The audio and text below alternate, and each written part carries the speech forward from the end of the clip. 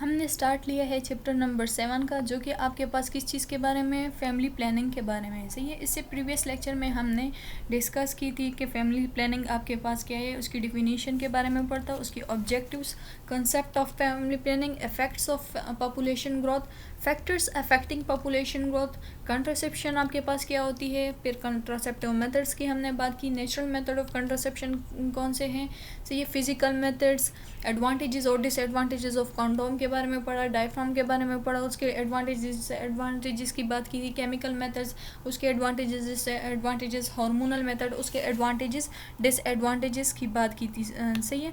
अब हम स्टार्ट करवा रहे हैं ओरल पिल्स। ओरल पिल्स जो होती है वो मोस्ट कॉमनली यूज्ड, जो हार्मोनल, उसमें आपके पास हार्मोनल कंट्रासेप्टिव की बात हमने की थी। सही है। तो उसमें जो मोस्टली यूज्ड है वो आपके पास क्या है, वो आपके पास ओरल पिल है। सही है। ये आपके पास क्या होती है, low dose estrogen progesterone preparation आपके पास होती है। सही है। Low dose estrogen progesterone preparation आपके पास होती है, लोकली अवेलेबल होती है। सही है। गवर्नमेंट जो होती है इसको सोल्व करती है, जो क्लिनिक्स वगैरह में होती है, लो प्राइसेस वगैरह में उसको सोल्व करती है। सही है। ये आपके पास जो होती हैं उसमें अवेलेबल होते हैं। सही है। क्या होती है, जो ब्लिस्टर पैक्स वगैरह होते हैं ऑफ 21 और 28 पिल। सही है। 21 कंटेन हार्मोन। सही है। उसमें हार्मोन वगैरह होते हैं, और 7 जो होते हैं उसमें प्लासिबो या आयरन कंपाउंड वगैरह होते हैं। सही है। जो 1 ब्लिस्टर पैकेट होता है वो सफिशिएंट होता है मेंस्ट्रुअल साइकिल वगैरह के लिए। सही है।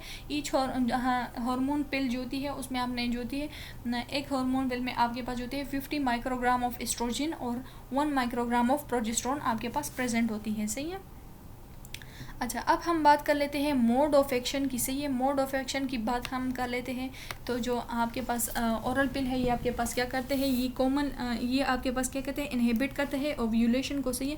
जो पिट्यूटरी सिक्रीशन आपके पास हो रही है, गोंडोट्रोपिन वगैरह होती है, उसको आप ये क्या कर लेते हैं, लॉकअप करते हैं। सही है। और प्रोड्यूस करता है चेंजेस आपके सर्वाइकल म्यूकस में, एंडोमेट्रियम वगैरह में और फेलोपियन ट्यूब वगैरह में। सही है।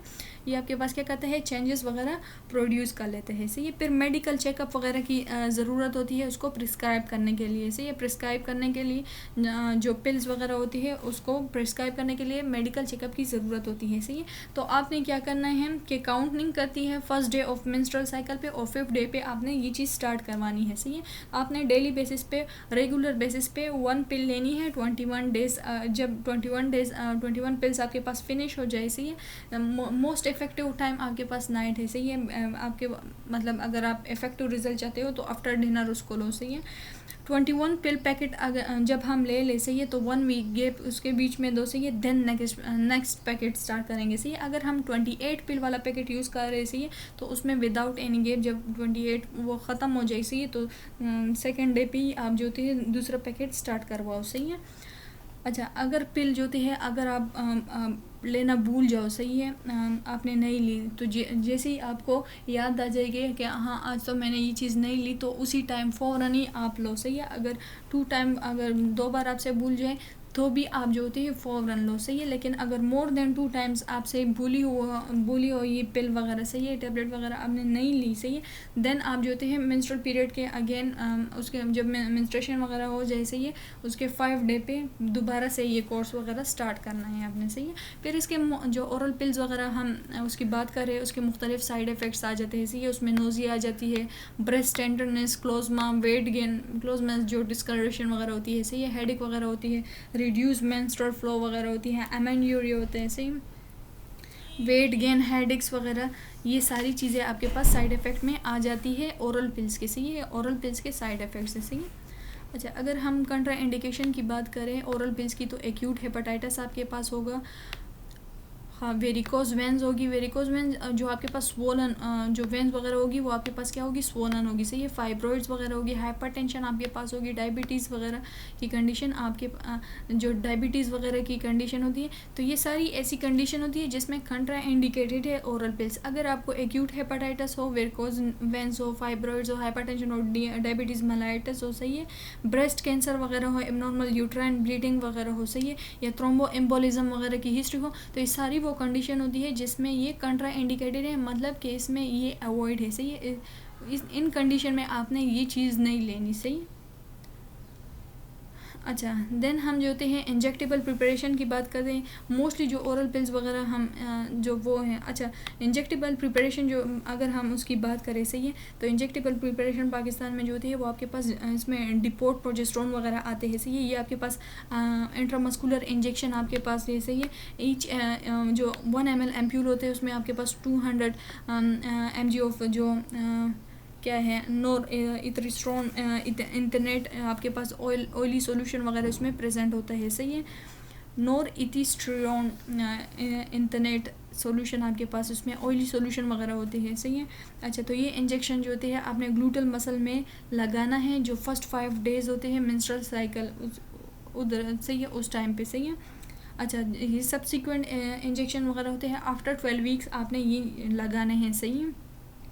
आपने जो होते हैं क्या करना है, उन वुमेन में ये सूटेबल होते हैं जो कि लैक्टेटिंग वुमेन हो, सही है, या फिर जिसने जो ओरल कंट्रासेप्टिव पिल्स लेना डेली बेसिस पे भूल जाती है, सही है, या फिर जो होती है आफ्टर पोस्टपार्टम, सही है, या पोस्ट एबॉर्शन कंट्रासेप्टिव प्रोटेक्शन वगैरह के लिए ये चीज़ इन वुमेन के लिए ये सूटेबल है कि वो इंजेक्टेबल प्रिपरेशन में जो इंजेक्टेबल फॉर्म में आती है तो वो ये चीज़ ले, सही है। देन हम बात कर लेते हैं इंट्रायूट्राइनल डिवाइसेस वगैरह की या इंट्रा यूट्राइन कंट्रासेप्टिव डिवाइसेस की, सही है। तो ये हमारे पास जो होते हैं इसको हम ये डिवाइसेस वगैरह हम यूट्रस में प्लेस कर लेते हैं ताकि हमारे पास क्या हो, प्रिवेंट कर सके हम प्रेगनेंसी वगैरह को, सही है। 65 मिलियन वुमेन जो होती है ओवरऑल वर्ल्ड, सही है, वो आपके पास क्या करती है, यूज़ करती है इंट्रा यूट्राइन कंट्रासेप्टिव डिवाइसेस वगैरह कंट्रासेप्शन के लिए, सही है, प्रेगनेंसी को रोकने के लिए। फिर इसके टाइप्स की अगर हम बात करें तो हमारे पास ये 2 तरह के होते हैं, सही है। एक आपके पास non medicated intra uterine contraceptive devices होते हैं और एक आपके पास medicated intra uterine contraceptive devices वगैरह आपके पास होती है, सही है। अच्छा, अब हम बात कर लेते हैं generation of intra uterine contraceptive devices की। तो हमारे पास जो होती है 3 जनरेशन है, सही है। एक फर्स्ट जनरेशन आपके पास जो होते हैं वो आपके पास non medicated intra uterine contraceptive devices है। सेकंड जनरेशन आपके पास copper intra uterine contraceptive devices है और थर्ड जनरेशन आपके पास hormone releasing intra uterine contraceptive devices है, सही है। अब हम बात कर लेते हैं मोड ऑफ एक्शन की, सही है, मैकेनिज्म ऑफ एक्शन की हम बात कर लेते हैं इंट्रा यूट्राइन कंट्रासेप्टिव डिवाइसेस की, सही है। अच्छा, तो ये आपके पास क्या करते हैं, लोकल इन्फ्लेमेटरी रिस्पॉन्स वो करते हैं, सही है, काज करता है लाइसिस जो ब्लास्टोसाइट्स वगैरह होती है उसकी लाइसिस वगैरह उसकी ब्रेकडाउन वगैरह करता है, सही है। मोस्ट रैपिड जो होते हैं उसका एक्शन है, सही है, मोर रैपिड ये ट्रांसफ़र होते हैं ओव्यूम ड्यू टू किस वजह से, क्योंकि ट्यूबल मोटिलिटी आपके पास क्या होती है, मूवमेंट उसकी ज़्यादा है, सही है। मैकेनिकल डिस्लोजिंग होती है इम्प्लांटेड ब्लास्टोसाइट्स वगैरह की, सही है, और स्पर्म इमोबिलाइजेशन वगैरह करते हैं, सही है। तो ये इस चीज़ का क्या आ गया, जो इंट्रा यूट्राइन कंट्रासेप्टिव डिवाइसेस है, इस चीज़ का मैकेनिज्म ऑफ एक्शन आ गया, सही है, कि इस तरह से ये वर्क परफॉर्म करते हैं, सही है। अब टाइम ऑफ इंजर्शन आपके पास क्या है इंट्रा यूट्राइन कंट्रासेप्टिव डिवाइसेस की, सही है। ये इसके लिए जो है हम क्या करेंगे, पेल्विक एग्जामिनेशन वगैरह करेंगे और इसको हम जो होते हैं आफ्टर एबॉर्शन या इमीडिएटली जो पोस्टमार्टम वगैरह के बाद हम जो होते हैं इसको प्लेस कर लेते हैं, सही है। हम जो होते हैं 7 to 11 डेज या 6 to 8 वीक्स आफ्टर डिलीवरी जो होते हैं उसको हम वो करते हैं, सही है, इंसर्ट करते हैं। अच्छा, पोस्ट इंसर्शन काउंसलिंग की हम अगर बात करें, सही है, जो इंट्रा यूट्राइन कंट्रासेप्टिव डिवाइसेस होती है, पोस्ट इंसर्शन काउंसलिंग की अगर हम बात करें तो जो इंट्रा यूट्राइन कंट्रासेप्टिव डिवाइसेस है वो आपके पास जो होते हैं इंटरफियर नहीं करता सेक्स रिलेशन वगैरह को, सही है। जो फीमेल वगैरह होगी वो आपके पास क्रैम्प वगैरह फील करेगी इनिशियल डेज में, सही है। ट्रांजिस्टेंट विजाइनल ब्लीडिंग वगैरह स्पॉटिंग वगैरह उनमें होगी, सही है। हैवी मेंस्ट्रुएशन होगी इनिशियली वगैरह में, सही है। अगर आप जो होते हैं प्रेगनेंसी वगैरह चाहते हो कुछ ईयर्स वगैरह बाद, सही है, तो आप इसको जो है वो रिमूव भी कर सकते हो, सही है। अच्छा, साइड इफ़ेक्ट आपके पास क्या है इंट्रा यूट्राइन कंट्रासेप्टिव डिवाइसेस के, हमारे पास जो थे साइड इफ़ेक्ट में हमारे पास क्या आ जाता है, पेन आ जाता है, इंट्रा यूट्राइन ब्लीडिंग आ जाती है, विजाइनल डिस्चार्ज वगैरह ये चीज़ें आपके पास क्या आ जाती है, साइड इफ़ेक्ट में आ जाती है इंट्रा यूट्राइन कंट्रासेप्टिव डिवाइसेस वगैरह में, सही है। अच्छा, अब हम बात कर लेते हैं कॉम्प्लिकेशन की कि आपके पास जो होती है कौन सी कॉम्प्लिकेशन अगर होती है इंट्रा यूट्राइन कंट्रासेप्टिव डिवाइसेस से, सही है। तो हमारे पास क्या होती है, परफोरेशन अगर होती है, pelvic infection, pregnancy, ectopic pregnancy होगी, सही है। तो ये आपके पास क्या आ गई, ये आपके पास कॉम्प्लिकेशन आ गई इंट्रा यूट्राइन कंट्रासेप्टिव डिवाइसेस की, सही है। अच्छा, अब हम बात कर लेते हैं कंट्रा इंडिकेशन की कि किन फीमेल्स में जो होती है आपके पास ये कंट्रा इंडिकेटेड है, ये मेथड यूज़ नहीं होता, सही है। जिनकी प्रेगनेंसी हो, सही है, या मल्टीपल फाइब्रॉइड्स वाले पेशेंट हो, सही है, या पेल्विक इन्फ्लेमेटरी डिजीज़ उनको हो, एक्टिव वेजाइनल इन्फ्लेमेशन उनको हो, या कार्सिनोमा हो सर्विक्स या यूट्रस वगैरह का कार्सिनोमा हो, तो उन पेशेंट में आपके पास क्या है, ये इंट्रा यूट्राइनल कंट्रासेप्टिव डिवाइसेस वगैरह क्या है, ये आपके पास उनमें कंट्रा इंडिकेटेड है, सही है। अच्छा, नेक्स्ट हम बात कर लेते हैं फॉलो अप विजिट्स वगैरह की, सही है। फॉलो अप विजिट में हमारे पास क्या हो गया कि जो वुमेन होगी वो उसको आप इनकरेज करो, सही है, कि वो जब उसने intra uterine contraceptive devices insert कर लिए, सही है, तो आफ्टर इंसर्शन जो होते हैं वो फॉलो अप विजिट करें, सही है। फॉलो अप विजिट हम क्यों करते हैं, ताकि हम देखें कि थ्रेड जो होते हैं अगर विजिबल ना हो तो इसका क्या मतलब है, सही है, कि expulsion of intrauterine contraceptive devices, या जो थ्रेड होगी वो रिट्रैक्टेड है, सही है, on the device in the uterus, सही है। जो यूट्रस में आपने जो डिवाइस पास किया है, सही है, उसमें जो थ्रेड आपने वो किया है वो आपके पास रिट्रैक्टेड है, सही है, मिसप्लेस हुआ है, सही है। या फिर जो प्रेगनेंसी होगी, सही है, विद द डिवाइसेस, अगर जो होती है आपने डिवाइस भी इंसर्ट किया है उसके साथ प्रेगनेंसी अब हो सकती है, नहीं हो सकती है, इस चीज़ को एग्जामिन करने के लिए आपने क्या करना, फॉलो अप विजिट वगैरह करना है, सही है। जो डिवाइस है या तो वो परफोरेटेड वगैरह नहीं है, तो यूट्रस को क्रॉस करके कहीं एब्डोमेन वगैरह में तो नहीं गए, सही है। तो इन चीज़ों के लिए हम क्या करते हैं, फॉलो अप विजिट वगैरह करते हैं after इंजर्शन of intrauterine contraceptive devices, सही है। और हम जो होते हैं उसको एग्जामिन करते हैं यूट्रस वगैरह को, एब्डोमेन वगैरह को एक्सरेज वगैरह के थ्रू, सही है, अल्ट्रासाउंड एक्सरे वगैरह के थ्रू हम क्या करते हैं, इसको एग्जामिन करते हैं, सही है। अच्छा, अब हम बात कर लेते हैं टर्मिनल कंट्रासेप्टिव मेथड वगैरह की। ये आपके पास जो टर्मिनल मेथड है ये आपके पास परमानेंट मेथड है, सही है। अच्छा, ये हम क्यों कहते हैं, जब आपकी फैमिली का ये तब कहते हैं जब आपकी जो होती है फैमिली वगैरह कंप्लीट हो चुकी हो, सही है, जब आपके वो मेल प्रोसीजर भी इसमें हमारे पास आ जाते हैं, फीमेल भी आ जाती है, सही है। अच्छा, टर्मिनल कंट्रासेप्टिव मेथड में मेल स्टेरिलाइजेशन आ जाती है, ये इसको हम जो होती है वेजेक्टोमी भी बोलते हैं, सही है। ये आपके पास जो होते हैं इसमें हम ऑपरेशन करते हैं, सही है, अंडर लोकल एनेस्थीसिया वगैरह, और उसमें जो होती है कोई हॉस्पिटल स्टे वगैरह की ज़रूरत नहीं होती, सही है, परमानेंट प्रोसीजर होते हैं, और ये आपके पास अफेक्ट नहीं करता, सेक्शुअल बिहेवियर को अफेक्ट नहीं करता, सही है। 6 to 8 वीक जो होती है आप जो होते हैं फर्टाइल रहते हो, जो जितना भी स्पर्म वगैरह होता है वो आपके पास इजेकुलेट होता है, एक्सपेल आउट होता है, सही है। अच्छा, इसमें हमारे पास कॉम्प्लिकेशन भी आ जाती है, सही है। इसमें आपके पास क्या होते हैं, इन्फेक्शन भी होता है, और आपके पास जो होते हैं हीमाटोमा भी होते हैं, सही है। देन हम बात कर लेते हैं फीमेल स्टेरिलाइजेशन की। ये आपके पास क्या होता है, इसमें ट्यूबल लाइगेशन वगैरह हम करते हैं, सही है। इसमें भी आपके पास हॉस्पिटल स्टे वगैरह की नीड नहीं पड़ती, सही है, और ये आपके पास जो सेक्शुअल बिहेवियर है उसको अफेक्ट नहीं करता, सही है। इसमें जो होता है ऑपरेटिव प्रोसीजर हमारे पास आ जाती है जब हम ट्यूब लाइगेशन वगैरह की बात करते हैं, सही है। इसमें हमारे पास जो होते हैं मिनी लेप्रोटोमी आ जाती है, लेप्रोटोमी आ जाती है, लेप्रोस्कोपी आ जाती है, कोल्पोटोमी आ जाती है, कल्डोस्कोपी आ जाती है, सही है। तो ये सारी आपके पास क्या होती है, फीमेल स्टेरिलाइजेशन वो है, सही है, टेक्निक है। अच्छा, इसकी कॉम्प्लिकेशन हमारे पास क्या आ जाती है, सही है। जो फीमेल वो है जब हम ट्यूब लाइगेशन वगैरह करते हैं फीमेल में, तो हमारे पास इन्फेक्शन के चांसेस आ जाते हैं, ब्लीडिंग आती है, एयर एम्बोलिज्म वगैरह के कॉम्प्लिकेशन हमें देखने को मिलते हैं, सही है। अब हमारे पास जो होते हैं आइडियल कंट्रासेप्टिव वो क्या है, सही है। जो आइडियल कंट्रासेप्टिव वो होगा, वो आपके पास क्या होगा, रिलायबल होगा, सही है, वो आपके पास चीप होगा, कॉस्टली इतना नहीं होगा, मेथड जो है, सही है, वो आपके पास ईजिली अवेलेबल फॉर यूज़ होगा, सही है, इसके कोई साइड इफ़ेक्ट वगैरह नहीं होगी, ये आपके पास रिवर्सिबल होगा और एक्सेप्टेबल होगा बोथ पेरेंट्स वगैरह के लिए, सही है। ये टेक्निक जो होती है सिंपल होगी यूज़ करने के लिए, सही है। तो ये आइडियल कंट्रासेप्टिव वो है, सही है। अच्छा, अब हम सिलेक्शन कैसे करेंगे कंट्रासेप्टिव डिवाइसेस वगैरह की। तो हम जो होते हैं हमारे पास जो होते हैं मुख्तलिफ कंट्रासेप्टिव डिवाइसेस वगैरह है, सही है। उसमें हमारे पास जो होते हैं इंट्रायूट्राइनल अच्छा, उसमें हमारे पास क्या आ गई जो इंट्रायूट्राइनल वो कंट्रासेप्टिव मेथड्स वगैरह, ये भी इंट्रायूट्राइनल कंट्रासेप्टिव मेथड भी आ जाती है, सही है। और जो दूसरा जो हमने बात की थी उस चीज़ की फीमेल्स और मेल कंडोम वगैरह की, तो ये सारे मेथड हमारे पास क्या होते हैं, कंट्रासेप्टिव मेथड आ जाते हैं, सही है, जो कि वाइडली यूज्ड होते हैं, सही है। अच्छा, नेक्स्ट हम बात करेंगे इनफर्टिलिटी की। इनफर्टिलिटी आपके पास अब क्या है, सही है। इनफर्टिलिटी आपके पास ये है, 1 सेकेंड। इनफर्टिलिटी आपके पास वो कंडीशन होती है जिधर आप जो होती है या तो जो होते हैं मेल में कोई प्रॉब्लम वगैरह होगी, सही है, मेल इनफर्टाइल होगा, या जो फीमेल होगी उसकी प्रॉपर जो होते हैं वो बेबी को कंसीव नहीं कर पा रही होगी, सही है। इसको हम जो होते हैं स्टेरिलिटी भी बोलते हैं, उर्दू में हम उसको वो बोलते हैं बांझपन जिसको हम बोलते हैं, सही है।